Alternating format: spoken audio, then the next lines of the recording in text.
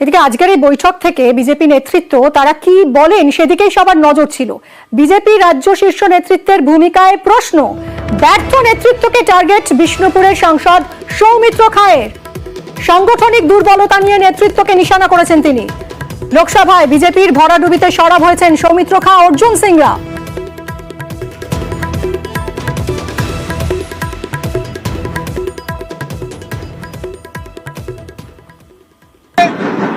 এই ফল প্রত্যাশিত ছিল।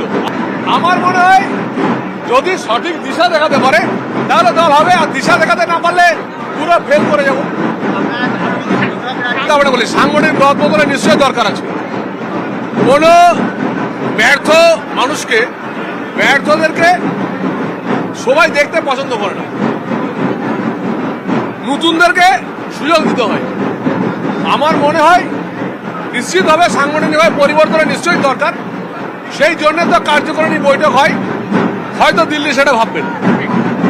আরো বেশি করে আমাদের প্রধানমন্ত্রী আবাস যোজনা, 100 দিনের কাজ, সবগুলো যে কেন্দ্রীয় সরকার দিচ্ছে, কেন্দ্রীয় সরকার করছে, এটা বেশি করে প্রচার করতে হবে।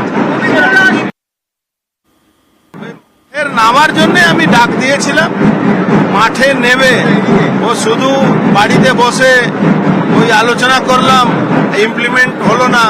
আপনি ভোট করাবেন কি করে? সাংগঠনিক দুর্বলতা আছে, তাই তো ভোট করাতে পারছেন। এটা তো আছে, এর মধ্যে তো কোনো সন্দেহ নেই। ওই সাংগঠনিক দুর্বলতাটাকে ঠিক করতে হবে। কথা বলবো আমাদের প্রতিনিধি ভেঙ্কটেশ্বর লাহিড়ির সঙ্গে। ভেঙ্কটেশ্বর, অর্জুন সিং বা সৌমিত্র খা একই সুর তাদের গলায়, বিজেপির নিচুতলা সংগঠন শূন্য, এটা কত তাৎপর্যপূর্ণ?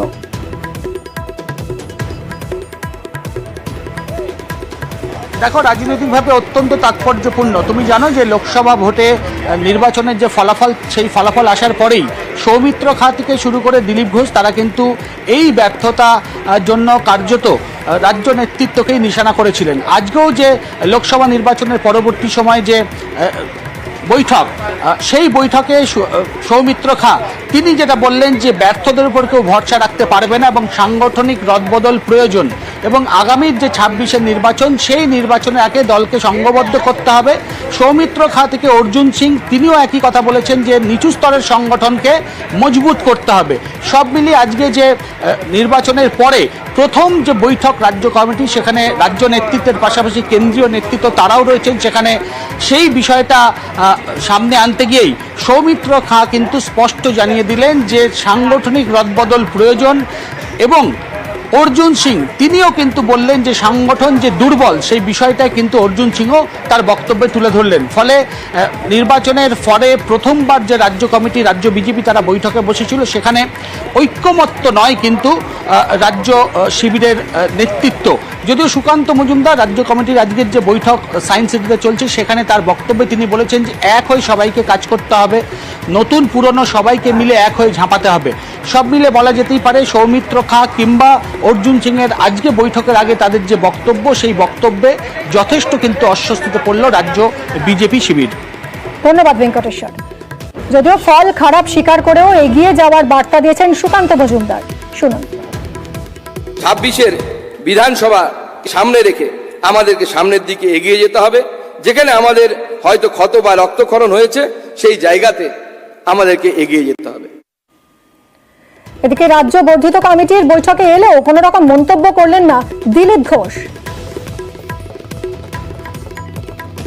অনেক পুরনো মানুষের সঙ্গে আপনার দেখা হচ্ছে, সেই জন্য তো এসছি। কি বার্তা দিচ্ছেন? কোনো বার্তা নাই, দেখা সাক্ষাৎ। ইধার সে কিন্তু অনেক পুরনো মানুষ। নমস্কার। 22 তারিখ আবার আমরা তাহলে অনার নিয়ে কথা বলছি। নমস্কার।